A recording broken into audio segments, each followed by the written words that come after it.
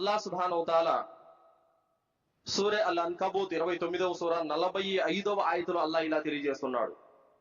ఉతులు మా ఊహియ ఇలైక మినల్ కితాబి వ అకిమిస్ స్సలాత ఇన్నస్ స్సలాత తన్హా అనిల్ ఫహ్షాయి వల్ మున్కర్ వలదిక్రుల్లాహి అక్బర్ వల్లాహు యఅలము మా తస్నఊన్. ఓ ప్రవక్త, నీ వద్దకు వహీ ద్వారా పంపబడినటువంటి గ్రంథాన్ని నువ్వు పారాయణం చేస్తూ ఉండు. నమాజును నెలకొల్పు. నిశ్చయంగా నమాజు నీతి బాహ్యత నుండి, చెడు చేష్టల నుండి ఆపుతుంది.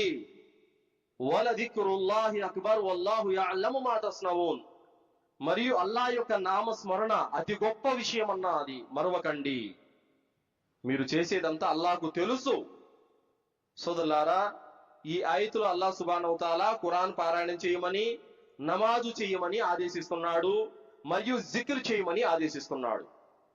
ఇన్నస్ స్సలాత తన్హా అనిల్ ఫహ్షాయి వల్ మున్కర్.